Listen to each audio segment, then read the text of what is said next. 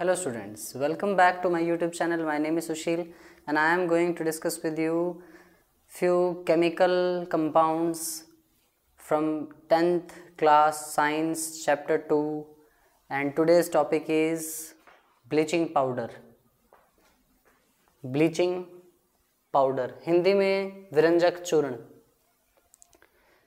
इसका फॉर्मूला होता है CaOCl2, Ca calcium, O oxy, Cl2 chloride, calcium oxy chloride, CaOCl2। ये है केमिकल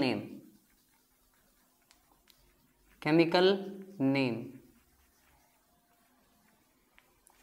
और ब्लीचिंग पाउडर कॉमन नेम है CaOCl2 का, ये कॉमन नेम है। कॉमनली ये ब्लीचिंग पर्पस के लिए यूज होता है, इसीलिए इसको हम ब्लीचिंग पाउडर कह देते हैं।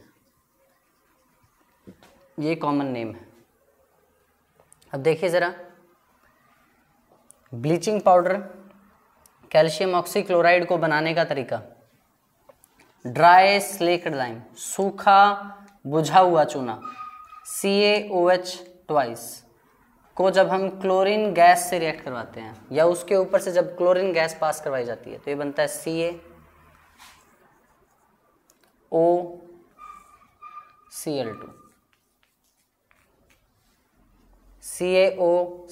यहां बचेगा H2O।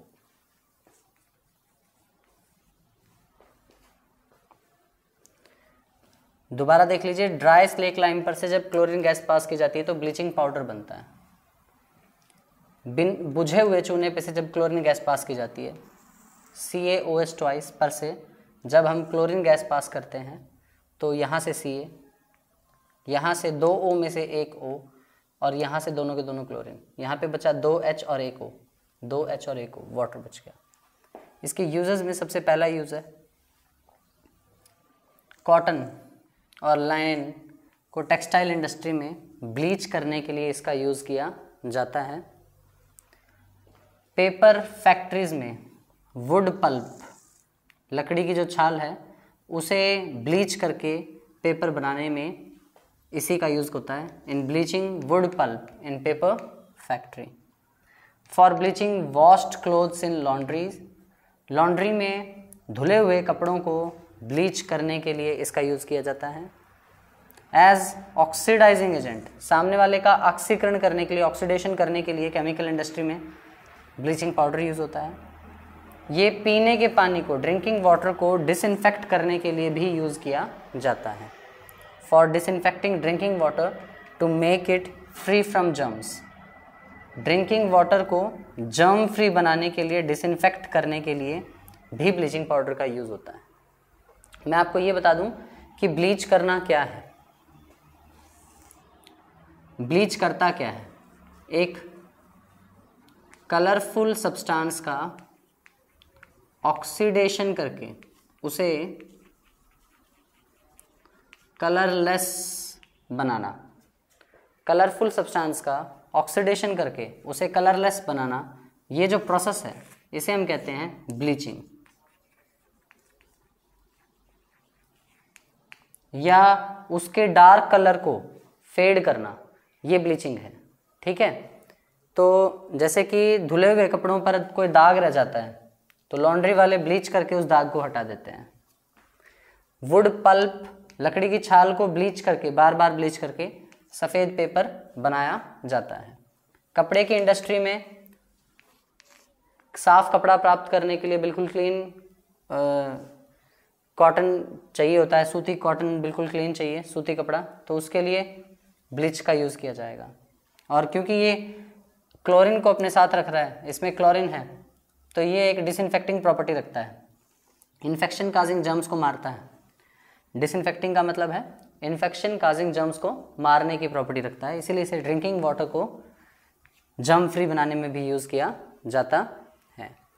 और क्योंकि ये एक ऑक्सीडेशन प्रोसेस है, कलरफुल सब्सटेंस ऑक्सीडेशन करके कलरलेस बनेगा, तो इसीलिए इसे ऑक्सीडाइजिंग एजेंट के तौर पे भी यूज़ किया जाता है, क्योंकि ये ऑक्सीडेशन करने में हेल्पफुल है। ऑक्सीडेशन करने में ये हेल्पफुल है। अब हमारा जो टॉपिक है उसका नाम है baking soda. Baking soda, baking soda है क्या? ये वही सोडा है, इसे हम खाने का सोडा या मीठा सोडा भी कहते हैं। खाने का सोडा या मीठा सोडा जो घरों में यूज़ किया जाता है पकोड़े बनाने में, used in kitchen for making tasty crispy pakoras, बिल्कुल करारे पकोड़े बनाने में। कई बार हम छोले या राजमा बनाते हैं तो उनको जल्दी कुक करने के लिए भी इसका यूज़ करते हैं। Also added for fast cooking, जल्दी कुक करने के लिए भी इसका यूज़ करते हैं। इसका फॉर्मूला होता है NaHCO3। Na sodium, H hydrogen, CO3 carbonate, sodium hydrogen carbonate. इसको हम बाई कार्बोनेट भी कह सकते हैं, sodium by carbonate, sodium by carbonate. इसका कॉमन नेम है बेकिंग सोडा, केमिकल नेम है सोडियम हाइड्रोजन कार्बोनेट या सोडियम बाई कार्बोनेट। इसे प्रिपेयर करने का प्रोसेस क्या है? Solvay ammonia process. Solvay ammonia process का यूज़ करके हम इसे प्रिपेयर करते हैं। सॉल्वे अमोनिया प्रोसेस में हम क्या करते हैं, ध्यान से देखिए। हम सबसे पहले कुछ रॉ मटेरियल्स लेंगे। रॉ मटेरियल्स में आएगा limestone CaCO3, brine solution NaCl plus water and ammonia ये 3 रॉ मटेरियल्स हमने लिए हैं। सबसे पहला है कैल्शियम कार्बोनेट, जिसे हम लाइमस्टोन भी कहते हैं। दूसरा है ब्राइन सॉल्यूशन और तीसरा है अमोनिया।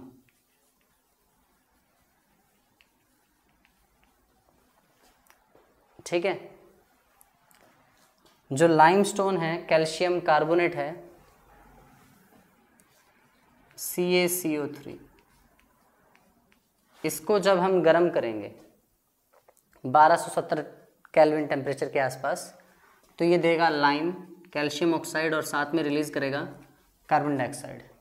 तो ये CaO और CO2 रिलीज़ करता है। हमें यहाँ इस CO2 का यूज़ करना है, इस CO2 का। देखिए, जो CO2 हमें मिली उसे हम ब्राइन सोल्यूशन से रिएक्ट करवाते हैं। ब्राइन सोल्यूशन है NaCl and H2O, NaCl plus H2O, ये है ब्राइन सोल्यूशन, सोडियम क्लोराइड का एक्वा सोल्यूशन। उसे हम इस CO2 से रिएक्ट कराते हैं, साथ में अमोनिएटेड कर देते हैं। ये जो अमोनिया है इसका यूज़ भी कर लेते हैं। तो प्रोडक्ट जो बनेगा वो होगा sodium hydrogen carbonate NaHCO3, sodium hydrogen carbonate साथ में अमोनियम क्लोराइड। ये एक्वस और ये सॉलिड प्रेसिपिटेट बना के अलग हो जाएगा, सॉलिड तलछट बना के अलग हो जाएगा। दोबारा सुन लीजिए, मैंने क्या किया। मैंने कच्चे पदार्थों में, सॉल्वे अमोनिया प्रोसेस के लिए कच्चे पदार्थों में लिया, रॉ मटेरियल्स में लिया लाइमस्टोन, चूने का पत्थर, ब्राइन सोल्यूशन NaCl और वाटर का सोल्यूशन और अमोनिया। मैंने सबसे पहले चूने के पत्थर को गर्म किया, उससे चूना, लाइम, CaO और कार्बन डाइऑक्साइड बना। जो कार्बन डाइऑक्साइड बना उसे मैंने बाकी रॉ प्रोडक्ट्स के साथ मिक्स किया। ब्राइन सोल्यूशन के साथ कार्बन डाइऑक्साइड को रिएक्ट करवाया, फिर उसके साथ अमोनिया को रिएक्ट करवाया। इससे बना सोडियम हाइड्रोजन कार्बोनेट NaHCO3। आप यहाँ से ऐसे पिक कर सकते हैं, यहाँ से Na, यहाँ 2 H में से 1 H और ये पूरा CO3। अब यहाँ पे क्या बचा? सिर्फ 1 H, यहाँ Cl और यहाँ NH3। NH3 और 1 H हो जाता है NH4 और यहाँ Cl है NH4Cl। ये पानी में घुला रहेगा, ये अघुलनशील तलछट इनसॉल्युबल प्रेसिपिटेट बनाकर अलग हो जाएगा। यूजेस हैं for making baking powder. Baking powder बनाने में इसका यूज़ किया जाता है। बेकिंग पाउडर क्या है? देखो कई बच्चे बड़े कंफ्यूज होते हैं कि बेकिंग सोडा और बेकिंग पाउडर एक ही चीज़ है। बिल्कुल नहीं, they are the two different things. देखिए बेकिंग पाउडर क्या है? बेकिंग पाउडर एक्चुअली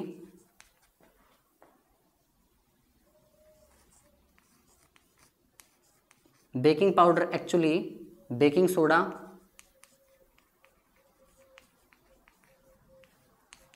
प्लस एक मिल्ड एडिबल एसिड होता है जो खाया जा सके, ऐसा एक कमजोर सा एसिड, जैसे टार्ट्रिक एसिड हो गया। मिल्ड एडिबल एसिड, एक कमजोर एसिड जैसे टार्ट्रिक।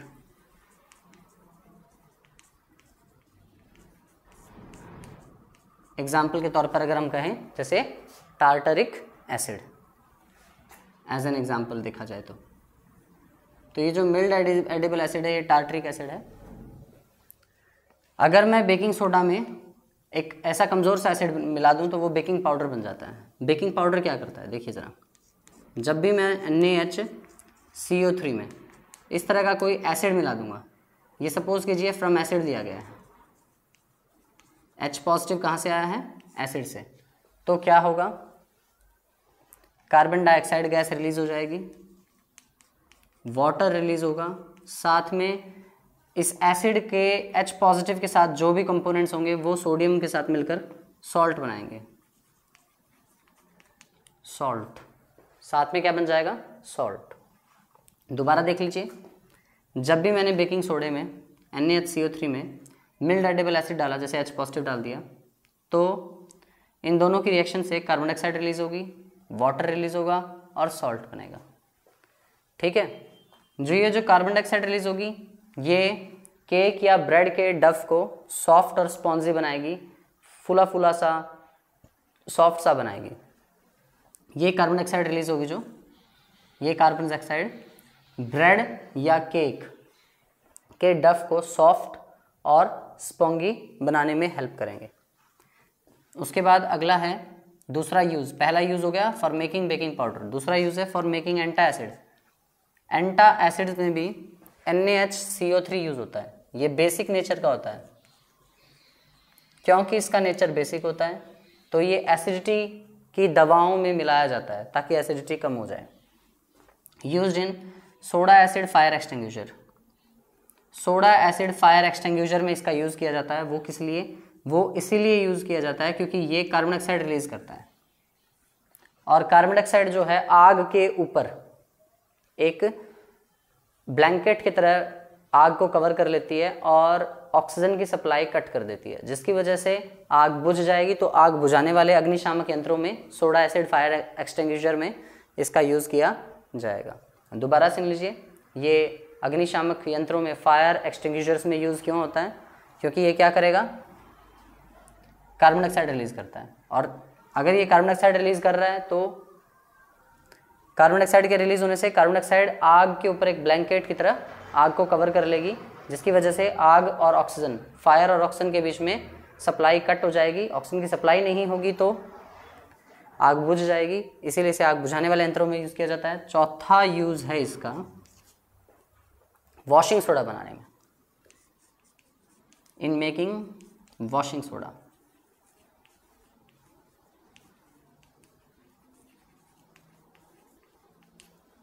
वॉशिंग सोडा, कपड़े धोने का सोडा बनाने में भी इसका यूज़ किया जाता है। वो कैसे यूज़ किया जाता है अभी देखते हैं। अब हमारा जो टॉपिक है उसका नाम है वॉशिंग सोडा। वॉशिंग सोडा यानी कि कपड़े धोने का सोडा। इसे हम सोडियम कार्बोनेट डेकाहाइड्रेट भी कहते हैं। Na2CO3 dot 10H2O, sodium carbonate Na2CO3, फिर साथ में 10 पानी के मॉलिक्यूल्स हैं डेकाहाइड्रेट। ये है वॉशिंग सोडा। इसको प्रिपेयर किया जाता है बेकिंग सोडा से। बेकिंग सोडा NaHCO3, इसे ट्वाइस लेकर अगर हम हीट करें, गर्म करें तो ये बन जाएगा Na2 और यहाँ से सिर्फ CO3 उठाइए, CO3 प्लस H2 और यहाँ से O। यहाँ CO3 जो 2 बार था, एक बार यहाँ यूज हो गया, एक बार CO3 बचा, उसमें से एक O H2 लेके चला गया, H2O। अब यहाँ सिर्फ CO2 बचेगा, CO2। दोबारा देखिए, Na2 CO3 H2 और यहाँ से एक O H2O, यहाँ बचा एक कार्बन के साथ 2 ऑक्सीजन। CO3 2 बार था, एक बार इसके साथ चला गया, H2 यहाँ से एक O ले गया, यहाँ बचा CO2। ये है सोडियम कार्बोनेट, लेकिन इसमें अभी वाटर मॉलिक्यूल्स नहीं है, इसे कहते हैं हम एनहाइड्रस सोडियम कार्बोनेट, निर्जलीय sodium carbonate. Anhydrous sodium carbonate को सोडा ऐश भी कहा जाता है और ये ज़्यादातर सूखी झीलों के नीचे मिलता है, फाउंड इन ड्राइड लेक्स। ज़्यादातर कहाँ मिलता है ये?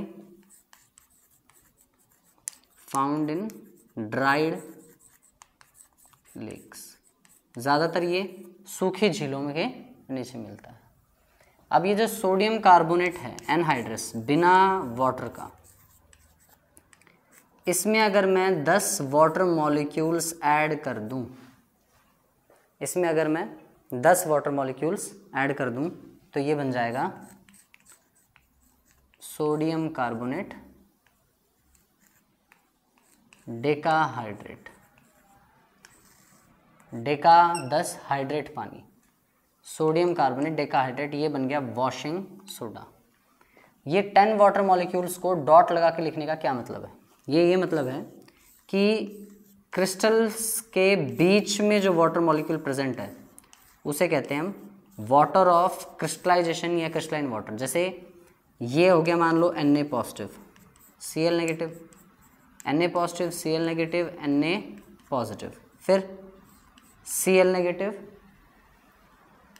Na positive Cl negative Na positive Cl negative Na positive, फिर Cl negative Na positive Cl negative Na positive. इस तरह से ये 3 डायमेंशनल NaCl का क्रिस्टल बन गया मान लीजिए। तो इसमें बीच में यहाँ पर ये जो स्पेस है, ये स्पेस होगा इंटरस्टिशियल स्पेस, इंटरस्टिशियल स्पेस। इस स्पेस में जो वाटर मॉलिक्यूल प्रेजेंट होते हैं उसे कहते हैं water of crystallization.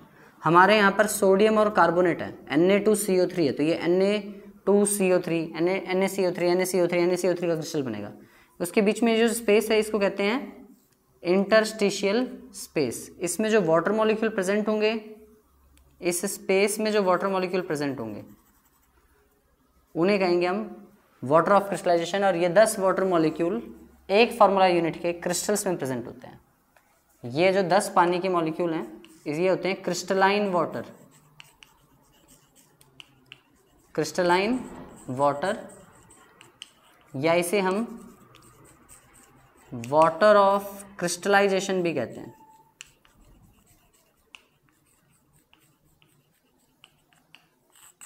Water of crystallisation ये इस पूरे Na2CO3, ये तो NaCl का क्रिस्टल है, इसी तरह के Na2CO3 के एक फार्मूला यूनिट में, एक फार्मूला यूनिट का जो क्रिस्टल बनेगा उसमें 10 वाटर मॉलिक्यूल्स प्रेजेंट होंगे। इस तरह के इंटरस्टिशियल स्पेस में प्रेजेंट होते हैं ये, ठीक है। तो इसकी प्रॉपर डेफिनेशन है वाटर ऑफ क्रिस्टलाइजेशन।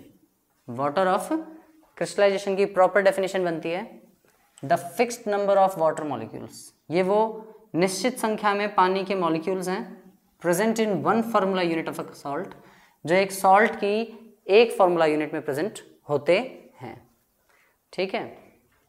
अब देखिए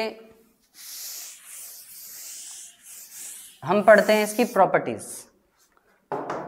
सोडियम कार्बोनेट डेकाहाइड्रेट की प्रॉपर्टीज क्या है? इसकी प्रॉपर्टी ये है कि वेरी गुड एट क्लीनिजिंग पर्पज, सफाई के लिए बड़ा ही बेहतर है। Can also work in hard water, hard water में भी काम कर सकता है। हार्ड वाटर जैसे कि जो अंडरग्राउंड वाटर होता है, हैंडपंप से या ट्यूबवेल से या वेल से जो पानी हम निकालते हैं वो हार्ड वाटर माना जाता है। उसमें कैल्शियम और मैग्नीशियम के सॉल्ट्स होते हैं जो हार्डनेस का कारण होते हैं, उसमें साबुन अच्छे से काम नहीं कर पाता। तो ये जो है सफाई के लिए उसमें बहुत अच्छे से काम कर जाता है। जहाँ पर साबुन वेस्ट होता है, उसमें फट जाता है, अच्छे से यूज़ नहीं हो पाता, वहाँ ये काफ़ी बेटर मैनर में यूज़ किया जा सकता है। ये काफ़ी बेनिफिशियल है उस केस में। और इसकी प्रॉपर्टी ये है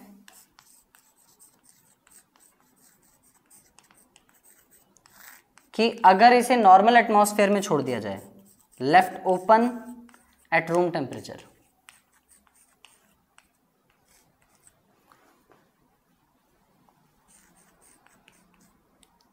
left open at room temperature, अगर आप इसे रूम टेम्परेचर पर ऐसे ही छोड़ देते हो तो क्या होगा, इन 10 में से एक पानी का मॉलिक्यूल उड़ जाएगा, एक वाटर मॉलिक्यूल चला जाएगा और इसके पास 9 वाटर मॉलिक्यूल्स रह जाएंगे। Na2CO3.9H2।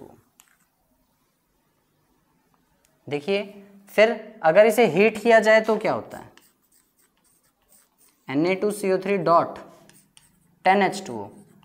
अगर हम इसे फर्दर हीट करते हैं तो होगा ये 10 के 10 वाटर मॉलिक्यूल्स उड़ जाएंगे, Na2CO3 प्लस 10H2। अब ये एनहाइड्रस बन गया और एनहाइड्रस सोडियम कार्बोनेट को हम सोडा ऐश कहते हैं, जो सूखी झीलों के नीचे भी मिलता है, जो ड्राइड लेक्स में भी मिलता है। ठीक है, अब देखिएगा इसके यूजेस क्या हैं। यूजेस ऑफ वॉशिंग सोडा, ये ग्लास, सोप और पेपर इंडस्ट्री में यूज़ होता है। कांच की इंडस्ट्री में, साबुन की इंडस्ट्री में और पेपर इंडस्ट्री में इसका यूज़ किया जाता है। सोडियम के कई कंपाउंड्स को मैन्युफैक्चर करने के लिए, बनाने के लिए भी इसका यूज़ होता है। जैसे एग्जांपल है बोरैक्स। बोरैक्स होता है Na2B4O7, Na2B4O7। ये बोरैक्स एक सोडियम कंपाउंड है, बहुत ही इंपॉर्टेंट सोडियम कंपाउंड है। इसको बनाने में भी वॉशिंग सोडा का यूज़ हुआ है। Used as cleansing agent for domestic purpose, घरों में साफ सफाई के लिए भी इसका यूज़ किया जाता है। Used for removing permanent hardness of water, hard water मैंने अभी अभी आपको बताया जिसमें कैल्शियम और मैग्नीशियम के क्लोराइड, सल्फेट्स, कार्बोनेट्स होते हैं, वो वाटर कहलाता है हार्ड वाटर, जिसमें साबुन झाग नहीं बना पाती। ये उसकी हार्डनेस को दूर करके उसे सॉफ्ट बना देता है। Also used for removing permanent hardness of water. ये है हमारा washing soda, sodium carbonate decahydrate. I hope आपको ये समझ में आया होगा। अब बाकी की कुछ टॉपिक्स हम अगले लेक्चर में करेंगे। Thank you for attending my class. Thank you.